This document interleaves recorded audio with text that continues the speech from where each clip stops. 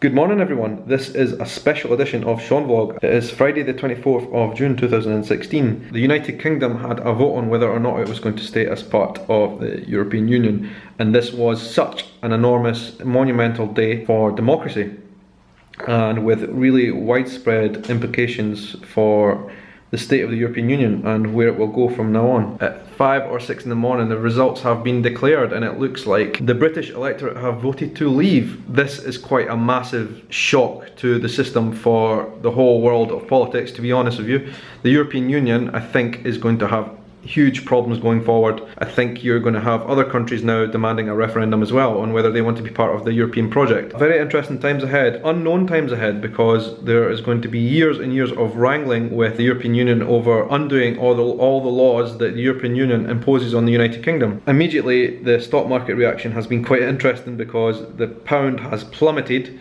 to levels not seen since the 1980s. That's not going to be a long-term thing, to be honest with you. That it could well mend itself over the next week or two, but it's something we're going to have to wait and see. But one thing I will say is this: while the United Kingdom as a whole has voted out, Scotland, which is where I'm from, every single region in Scotland voted to stay by quite decent margins. Now, I don't know if you remember, but a couple of years ago, Scotland had its own referendum on whether it wanted to stay as part of the United Kingdom or not. And at the time, 45% of people wanted to be independent from the United Kingdom and 55% wanted to stay.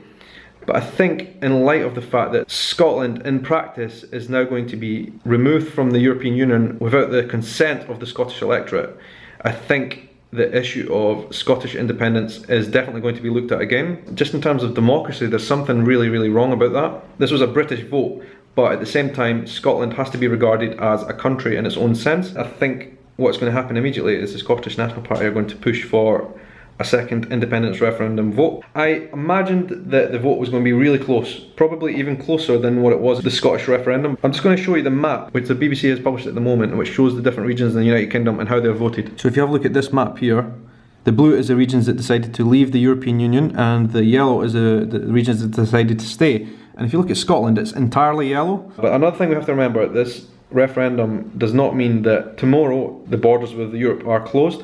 Now, a lot of my followers are from Brazil, and a lot of the guys who live in Brazil have European passports. They are not all of a sudden going to be kicked out of the UK.